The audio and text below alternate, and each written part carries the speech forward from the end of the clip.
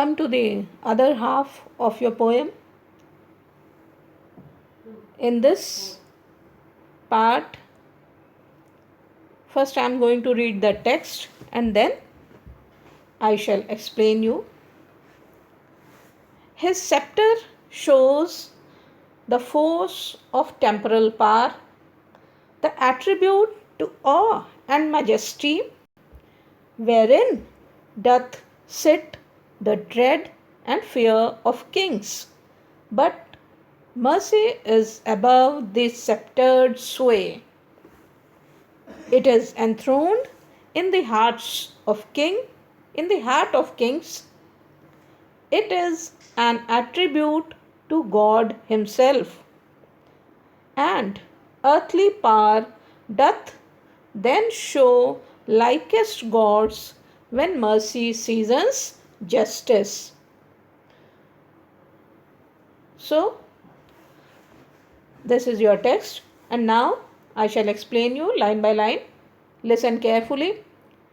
His scepter shows, scepter means राजदंड, shows माने दिखाना, the force of temporal power, वो उसकी temporal power को की force को दिखाता है. Temporal means related to world, धरती पर, धरती से related. तो अब इसका मतलब होगा temporal power means worldly power. तो वर्ल्डली पावर की ताकत को, फोर्स को उसका सेप्टर दिखाता है. किसका? राजा का.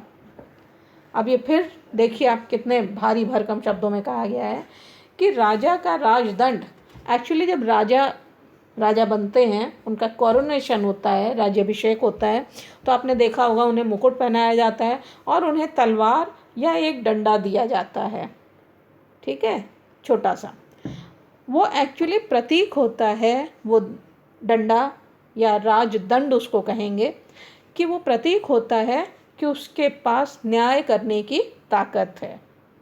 ठीक है, न्याय करने यानी सभी को पनिशमेंट देने की ताकत है, हर उस व्यक्ति को जो गलत करे. तो अब इसमें यह दिखा रहे हैं कि उसका जो सेप्टर है, स्पेलिंग सेप्टर की गलत है, उसका सेप्टर राजदंड shows the power, his worldly power, वो उसकी सांसारिक शक्ति को दिखाता है कि उसके पास इतनी पावर मिली है, उसके राज्य में और किसी को नहीं मिली है, ये सिर्फ राजा को ही मिली है. The attribute to awe and majesty wherein doth sit the dread and fear of kings. अब ये दोनों लाइन एक साथ लीजिए. ये क्वालिटी है, ये उसके डर और उसकी मैजेस्टी मीन्स उसका जो इतना ज़्यादा प्रभाव है, इतना ज़्यादा उसका प्रताप है, और जो लोग उससे उसके ऑ में आ जाते हैं, यानी उसके डर उनके ऊपर तारी हो जाता है. ये उस क्वालिटी को दिखाता है.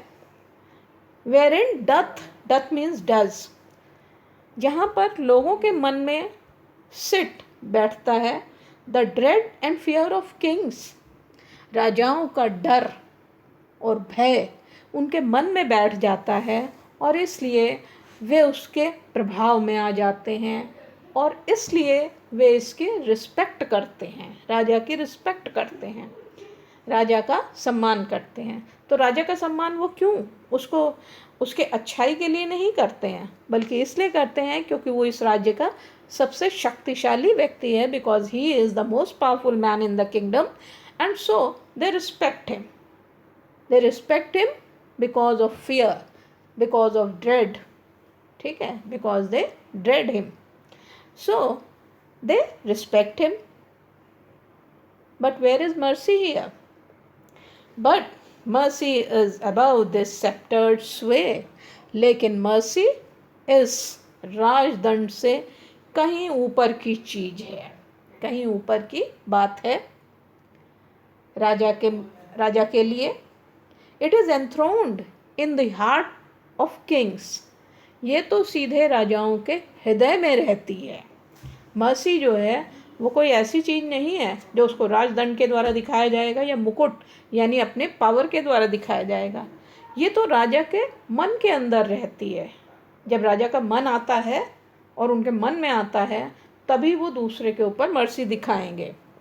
तो mercy is something very big from his sceptre और from his crown. It sits directly in the hearts of the kings. ये तो सीधा राजा के हृदय में रहती है। अब सोचिए मर्सी जो है उसका कितना बड़ा स्थान है, क्योंकि ये एक क्वालिटी है जो मनुष्य के अंदर होती है, और अगर वो राजा के अंदर है तो राजा बहुत महान होता है। It's an attribute to God himself. ये तो वो क्वालिटी है जो साक्षात ईश्वर की क्वालिटी है। इस प्रकार से राजा जो है वो ईश्वर के बराबर कहा जा रहा है। तो it's an attribute to God himself. This quality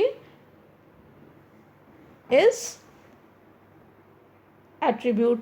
attribute है ईश्वर के प्रति। An earthly power doth then show likest God. और अर्थली पावर यानी सांसारिक शक्ति, राजा की सांसारिक शक्ति does then show likest God, एकदम ईश्वर की तरह दिखाई पड़ती है। व्हेन मर्सी सीजन्स जस्टिस, जब उसके न्याय में, जस्टिस में मर्सी का सीजनिंग होती है। अब ये सीजनिंग क्या होती है कि यानी आपने सब्जी बनाई और उसके ऊपर धनिया से उसको गार्निश कर दिया, यानी सीजनिंग कर दी, उसको सजा दिया। तो जब राजा के न्याय में मर्सी की भी सजावट होती है, यानी मर्सी मिली रहती है, तब राजा किसकी तरह होता है? लाइकेस्ट गॉड, ईश्वर की तरह होता है। तो the king is represented here as a god-like personality, because he has got power, he has got land, he has got everything, he has got people even. तो he is just like God. ईश्वर के पास भी यही है। ईश्वर के पास अपना ब्रह्मांड है, उसमें पृथ्वी है, पृथ्वी के ऊपर मनुष्य है, ये सब है। तो इसी तरीके राजा के पास भी कुछ न कुछ है। और राजा, the king, is just like God when he gives his justice mixed with mercy। तो जब वो मर्सी के साथ दिखाता है, न्याय देता है, तब वो ईश्वर के बराबर होता है। अब यहाँ लाइकेस्ट गॉड यानी ईश्वर नहीं बन जाता है, लाइक गॉड कहा गया है, यानी ईश्वर की तरह। ठीक है। तो अर्थली पावर, उसकी सांसारिक शक्ति जो है वो ईश्वर के समान हो जाती है, ईश्वर की तरह हो जाती है, जब वह न्याय को मर्सी के साथ मिल करके जब वो न्याय करता है तब।